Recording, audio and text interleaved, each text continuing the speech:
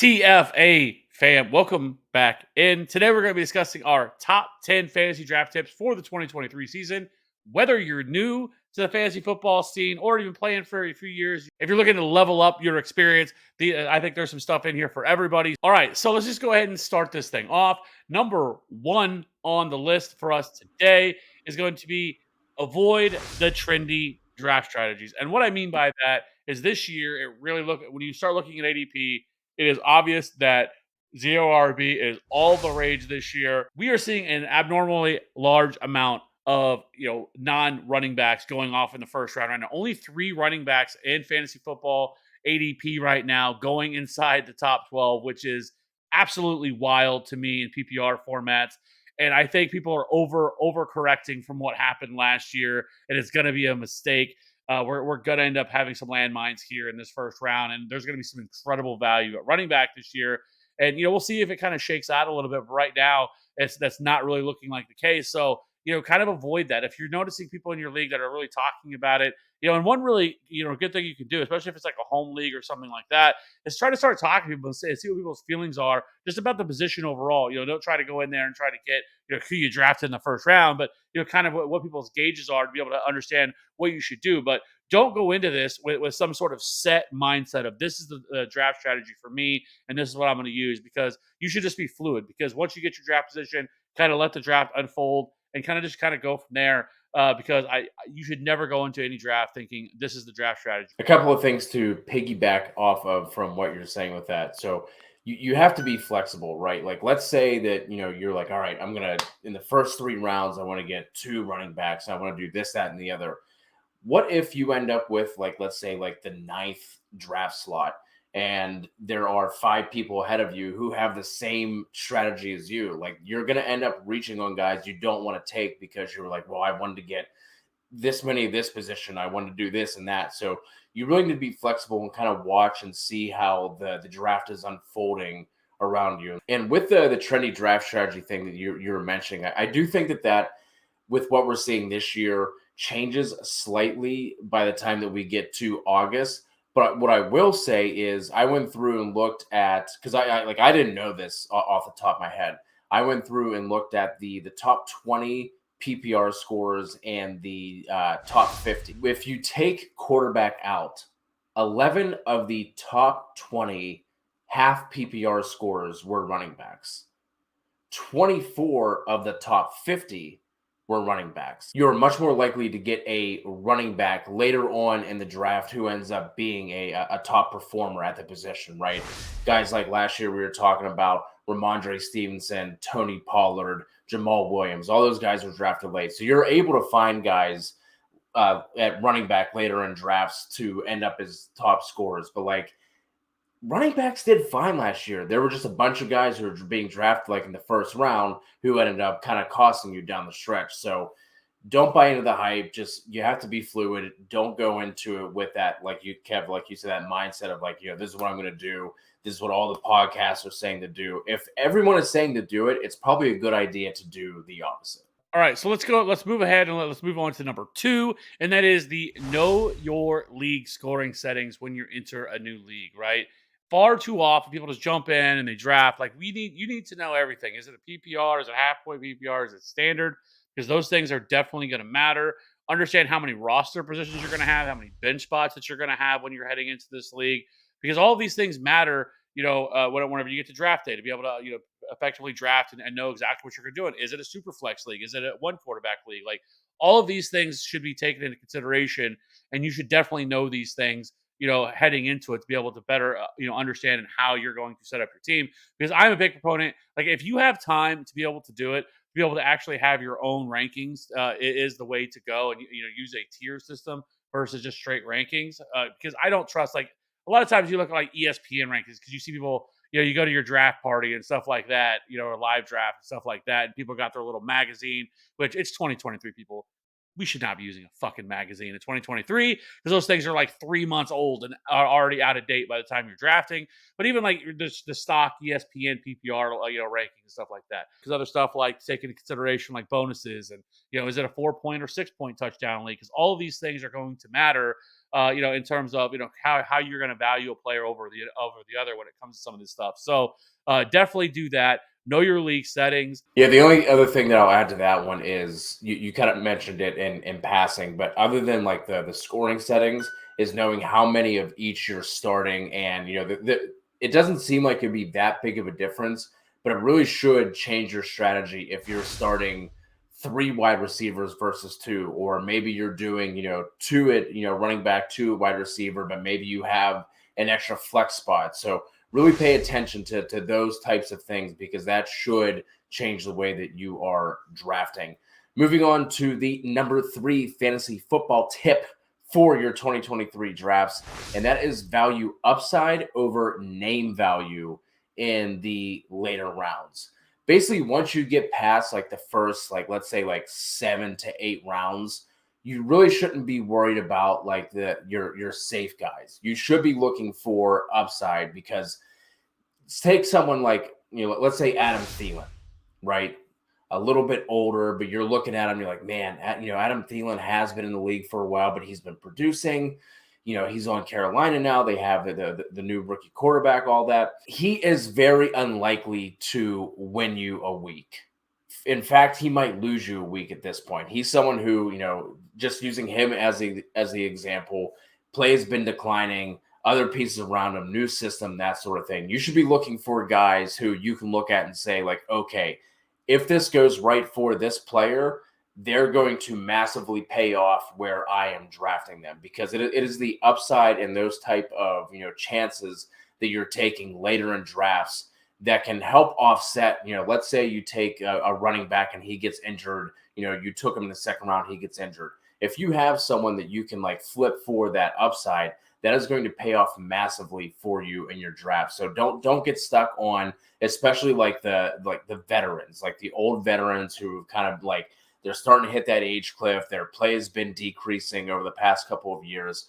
Don't get caught up in, well, I know this guy, so I'm just going to go ahead and take him because he's safe. You don't need safety in the later rounds. You need to swing for that upside. Let's keep it moving here. And let's move on to one that if you would have asked me a couple years ago to have this on here, I wouldn't believe you. But here we are. I think we are at a point now where I think you should either be drafting a quarterback early, or you should wait until the later rounds of your draft. There's a massive difference between the overall QB1 and the QB12, a 140-point difference between the two of them. And for context, that is 24 points per game versus 16 points per game. But then if you go and you look at QB12 compared to the QB24, it was less than 100 fantasy points difference between those two. So there is a pretty big gap there. And I am all for drafting a quarterback later. A few years ago, I was on board with the late round quarterback strategy, but to this point, like I think there's such a big advantage with getting the Jalen Hurts, the Josh Allen's, Patrick Mahomes, those quarterbacks, that versus waiting until the end of your draft. Because what's happened is we've gotten a lot smarter on how to value these guys, and you're not seeing a ton of late round quarterbacks that are widely available right now to be able to draft. And so I think I'm either wanting one of these elite guys, or I'm going to wait until the end of my draft, and then I'm probably just going to be streaming and stuff like that. Because right now, there's probably only 4 or 5 quarterbacks that I really value, that I think maybe 6, something like in that range, that I really want to get my hands on early. And if those guys come off the board, I am just completely shifting, and I'm just going to punt it down the road, because there's just not enough there. Like I'm not going to want to take a quarterback in rounds 8, 9, 10, because likely those quarterbacks are going to be those type of quarterbacks. Those people are going to be putting up that kind of fantasy production are going to be later, or available later in your draft. So that is the way that I view the quarterback position. Moving on to our 5th tip: don't overvalue rookies.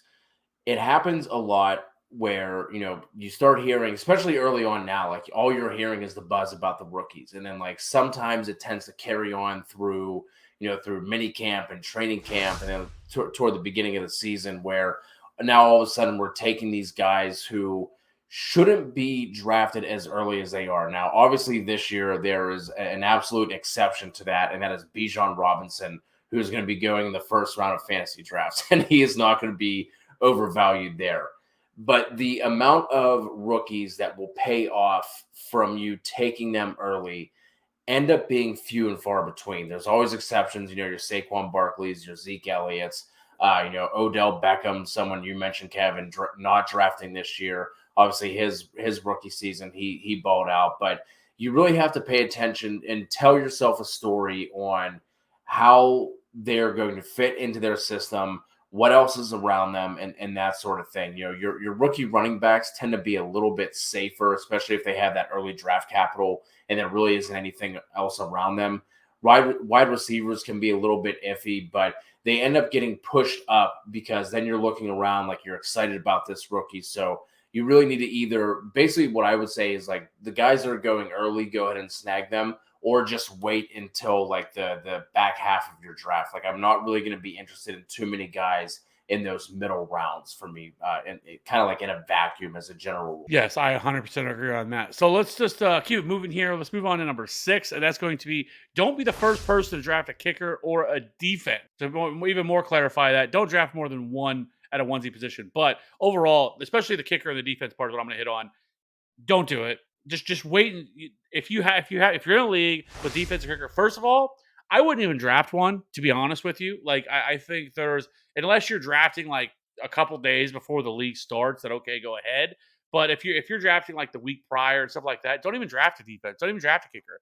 Draft some other a couple extra spots, for your team, and then to be able to make that determination. And then right before the year starts, then you can go ahead and add those players. But like, there's just not a good value in drafting any of these guys, whether it's a defense, whether it's a kicker. These are positions that can easily be streamed. You don't have to, invest draft capital on these guys. We see it all the time where a player will take somebody in the ninth round, a kicker or a defense because that team's going to have an elite kicker. Or you got to get Justin Tucker. Yeah, it's just not a big difference in terms of your kicker 1 versus your kicker 8, right? In terms of fantasy production, and it's such a position that you can easily stream. You're not going to win or lose your league because of your kicker. So like, don't be that person. Like, I would just wait until the end, or just don't draft one at all. That's the way I do. Yeah, you're waiting until the last two rounds to take your defense and kicker. I just kind of want to wrap that all together with you talked about the quarterback a couple of tips ago, and then we're going to throw in the tight end with this. If you're only starting one at these positions, do not draft more than one. And this is also going to tie in a little bit to our next tip as well. But you're gonna be on there. Well, what am I going to do? With whoever. Whether it's Patrick Mahomes or Kirk Cousins. What am I going to do when they're on their bye week? You're going to drop somebody else. You're going to stream the position, and then you're going to drop that person you're streaming, and you're going to go back to your regular starter. Don't worry about it.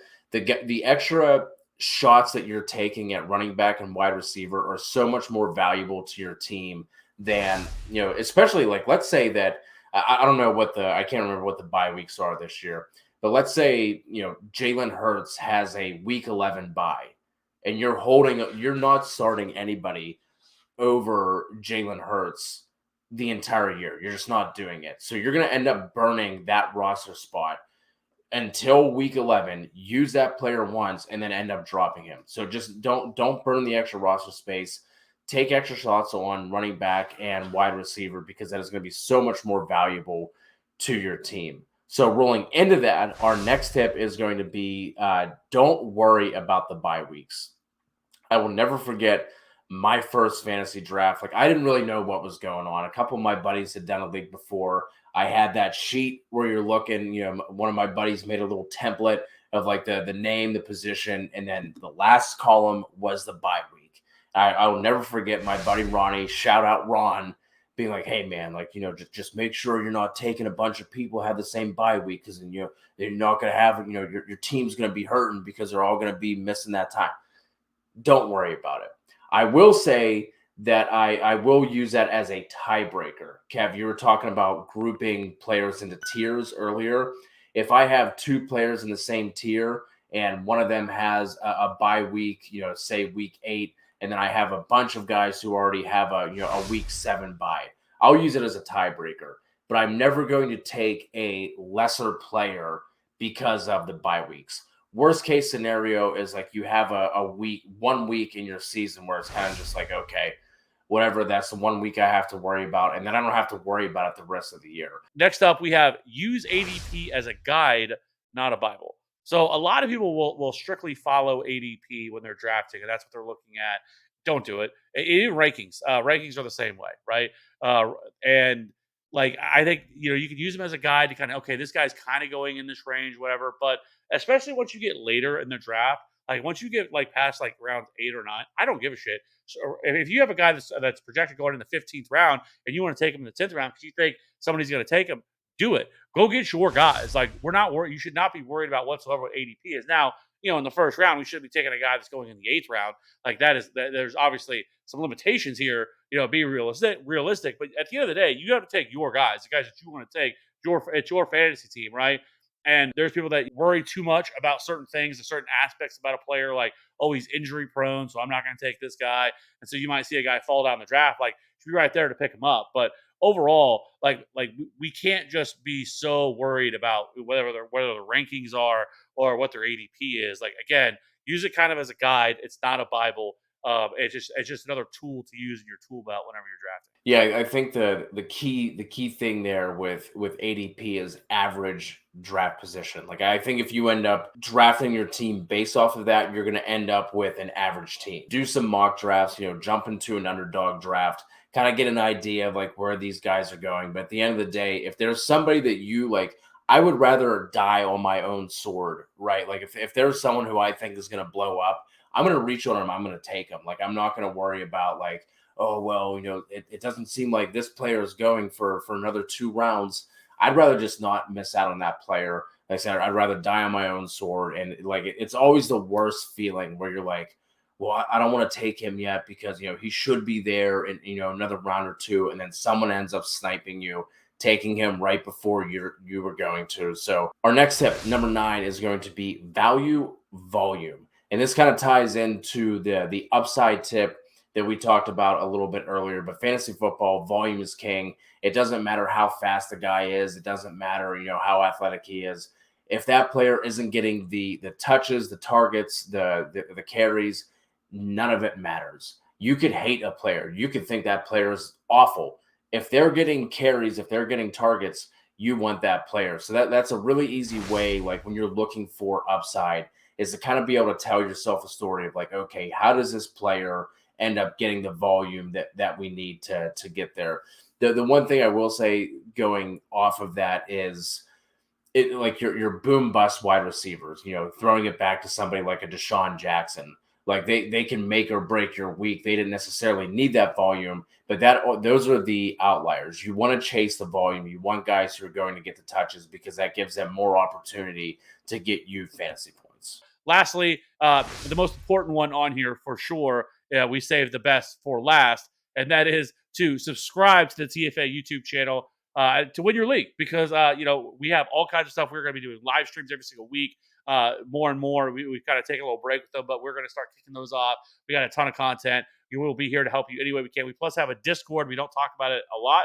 We kind of put it up as a graphic, but definitely check out the Discord. We're in there all the time. We have a ton of people in there. There's a pretty good conversation usually going on. It's going to kick up more and more as we get closer to the season. So we are your guide. We will answer any question you have. No question is dumb. I don't care if you're brand new to fantasy football or you've been playing for 20 years. We love just talking about it, interacting with you guys. So we will see you on the next one. Bye.